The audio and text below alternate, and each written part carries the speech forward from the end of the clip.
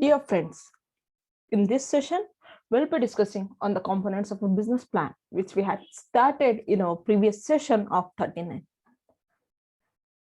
In this section, we'll cover the another 5 major components of a business plan that are the operating model, competitive analysis, customer definition, customer acquisition. The operating model, where your revenue model refers to how you are going to make money, your operating model is about how you are going to manage the cost or expenses and efficiency to earn it. Basically, it's how your business will actually run. For this component, you'll want to focus on the following things that are the critical cost maturation and milestones, investment costs, and the operating efficiencies. Your critical costs are the costs that make or break your business, that are very much important. If you're managing it well, you can make your business. If you're managing goes worse, you'll be going to break your business.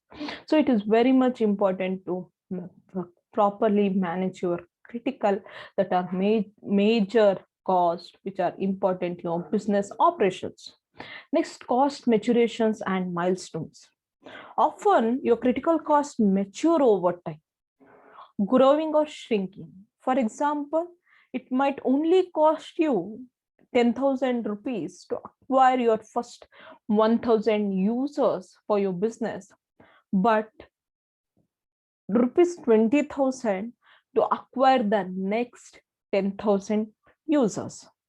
It's important to show investors exactly where the cost might improve or worsen over time. It may be even based on expecting the inflation or deflation in the economy. If you are expecting the inflation, obviously you'll be expecting changes in the cost that will worsen over time. If you are expecting a deflation for your business, obviously that is something which will give a kind of benefit. So you have to write down properly about the critical cost and the cost maturation and the milestones. The investment cost. Investment costs are strategic uses of capital that will have a big return on investment later. Today, you may be investing something, you may be incurring some kind of cost on your strategies, on the way you are using your capital, expecting that tomorrow that will definitely get you some kind of benefit. Those are meant to have an investment cost. Next, operating efficiency. What can you do from an efficiency standpoint that no one else can do? It could be the way you recruit new talent, how you manage customer support cost, or the increasing value your product provides as more users sign up, etc. Something you have different in terms of operations of your business. Those are known to be operating efficiency, which helps you reduce your resources and optimally use those available resources. Next is competitive analysis.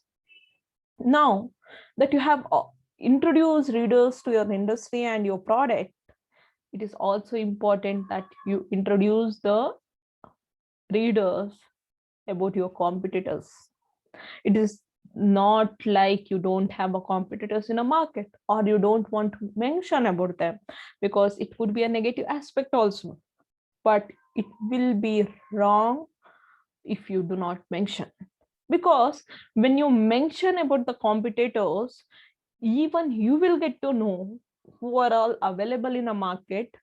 Obviously you have to do a research to mention, to understand about them in a business plan, right? You will get to know about them, you will get to know how to beat the competitors in various factors, etc. And how can you sustain in a market, what strategies you can develop. For all those things, competitive analysis definitely help you, and whatever the analysis you have done, you have to mention in the business plan. You have to identify at least 3 sources of competition and answer the following questions about each one. First includes the basic information. The basic information is about your competitor. Where is your competitor based? When was the company founded? What stage of growth is your competitor in? Are they a startup, a more established company? Let's take an example that you want to start a information technology company, IT company, and you think there are big, large-scale competitors available in the market. Will do take few of the major competitors. If you're starting with a big company, you have to take up big companies as a competitors. If you're starting with a small company, you can see and look after the competition ability of the local competitors also. So it is very much important to define where they are, what they are doing, when was it founded, okay, and what is the growth rate of them, and much more you can put, and their strengths, weaknesses, opportunities, and threats could help you identify what could be the opportunity for you. Okay, next, traction. How much revenue does your competitor generate each year? Okay, approximately how many users or customers do they have? How they receive venture funding? How much from whom? Next is similarities and the differences. What are the points of similarities between your competitor and you in terms of offering? This is the product, the goods or services which you are offering to the customers, the features what your product has, the features what the competitor's product has, and the price differentiation, and the strength of your competitors, and branding, etc. What are the points of difference both for the better and for the worst? What are your best aspects? What are the best aspects of your competitors? What are the worst aspects of the competitor? And what is your worst aspects? Next, strengths and weaknesses. What are your competitors' biggest strengths? What do you plan to do to neutralize your strengths? What are your competitors' biggest weaknesses? How do they translate into an advantage for your company? You have to identify their strengths and neutralize them, identify their weaknesses, utilize them, identify their opportunities, and try to get those opportunities for yourself, and identify their threats, make them as opportunities for you also. So all these have to be incurred, have to be analyzed and mentioned in a business plan. Next is customer definition. Now, after understanding about the product, market, the competitors, finance, etc., it's very important that you define your customer also, because the customer is said to be the king of any business. If there is no customer who will buy your product, there is no use of producing, selling, and putting any kind of effort if there is no customer for your product. So when you are identifying your customer, when you are defining about your customer, you have to answer a few of the mentioned questions here. Who are the people that your product or service is designed to appeal to? That is your target market. You have to follow strategy of STP, segmenting, targeting, and positioning, to easily define your customer.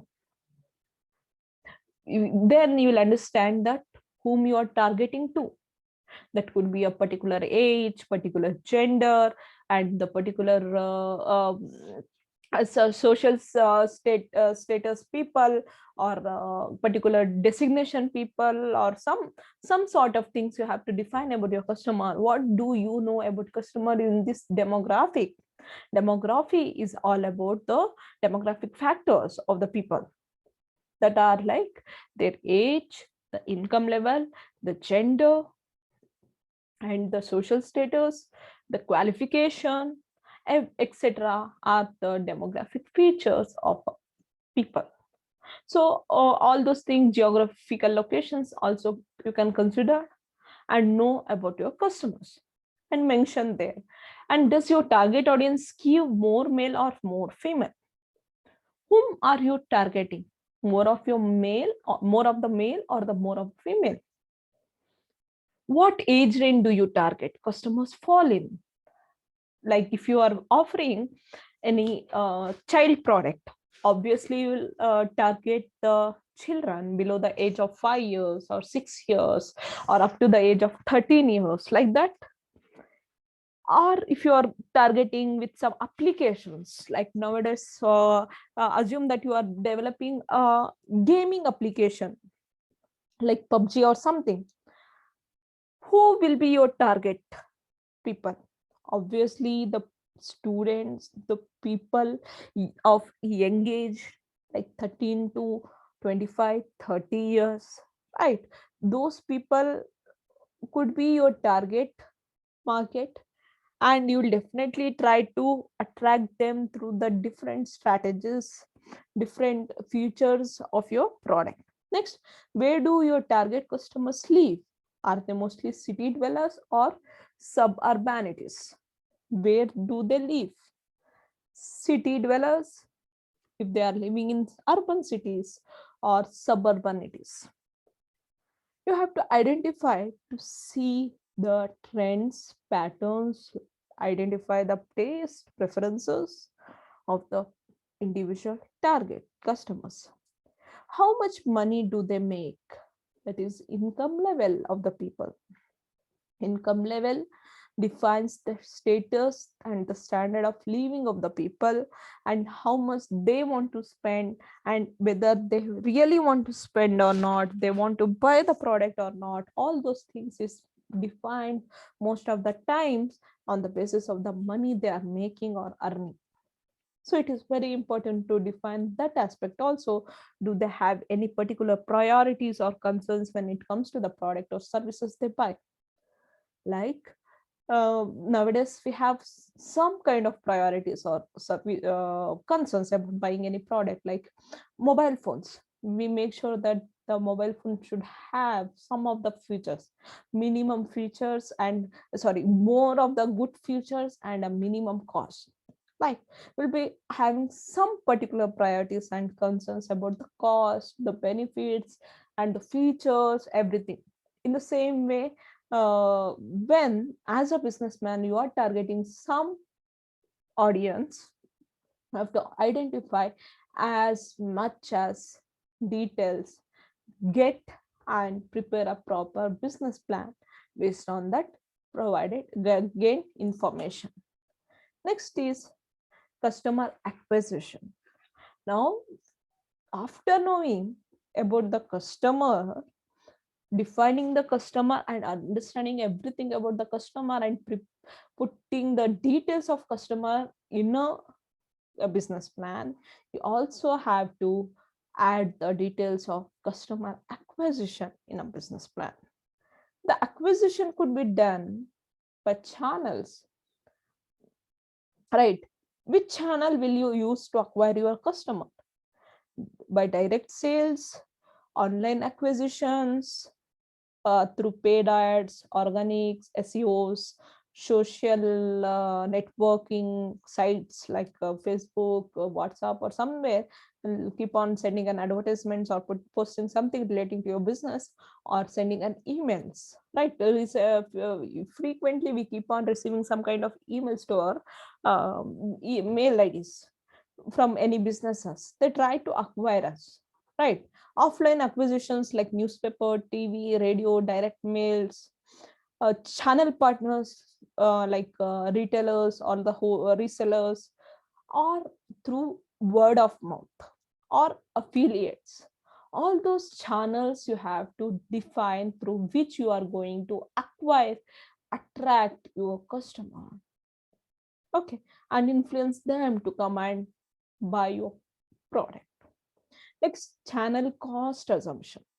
Okay, you have decided on what channel will you use to acquire your customers. Now, for that, obviously, you have to invest some cost, invest some amount, right? What could be that channel cost? You have to assume it, estimate it, prepare a cost for acquisition of the customer. Next, also you have to answer few of the questions which are given here. Are there specific subcategories of customers that you plan to target first? You may plan like our COVID vaccination. First, they wanted to introduce the vaccination for the people above the age of 45 plus. Later, they said the vaccination will be given for the people of 18 to 44 also.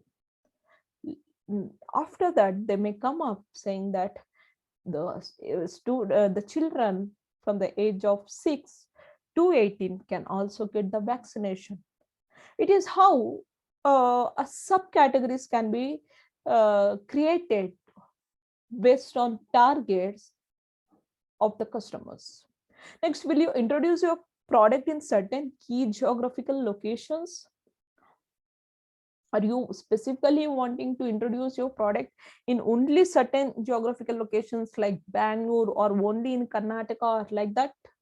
I have to answer the answer for that also. Next, are there specific components of your product offering that you will introduce to the market first? Like you may come up with offering some sort of components of your product instead of going directly to the whole product also. Okay. Assume that you are you want to start with a business of manufacturing a two-wheeler. Instead of going for manufacturing the whole two-wheeler, you may come up with the battery, or you may come up with the tires or engine or something like that, some sort of components of your product. Once your product is demand is increases in a market and it establishes a brand, you may come up with a new brand two-wheeler in a market. Okay, so next, are there any existing brands that you are planning to partner with to increase brand awareness or expedite market penetration?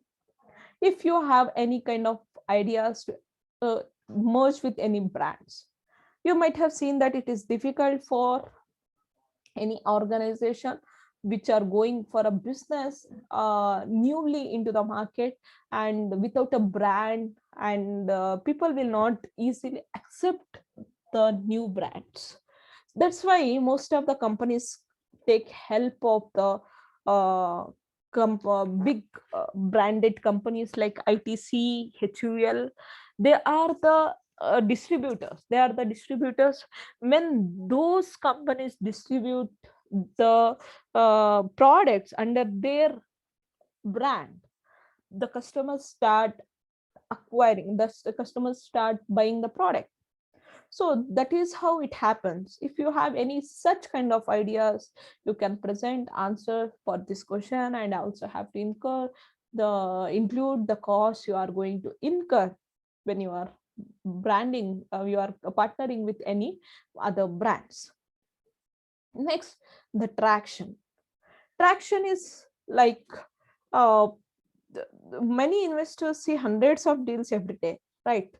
If you want to stand a chance of making any sort of meaningful impression, it's important to show them that your business is more than just an idea and that you have already got some irons in the fire.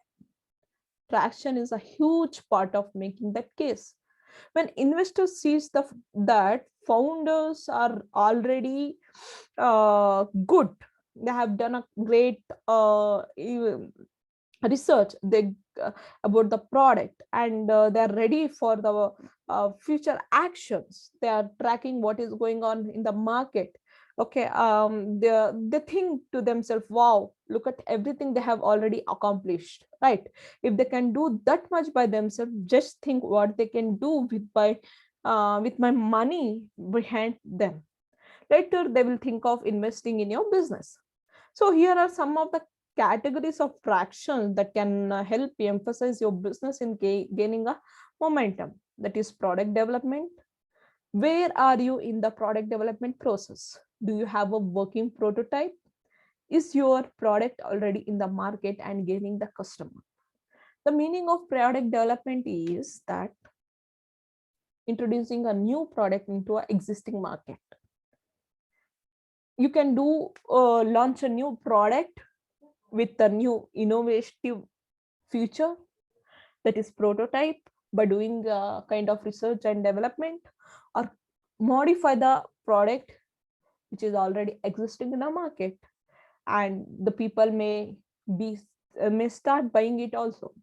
So you have to define about the product development stage where you are in now. Next, manufacturing and distribution. Do you already have an established partner for production or manufacturing? How about the distribution? Use through whom are you distributing your partner?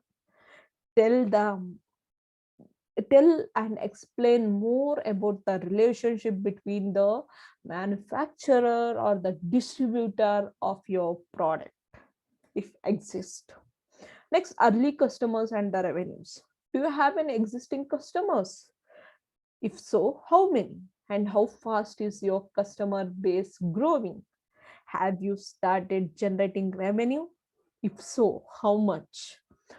You have to answer for the following questions. Next, testimonials and social proof.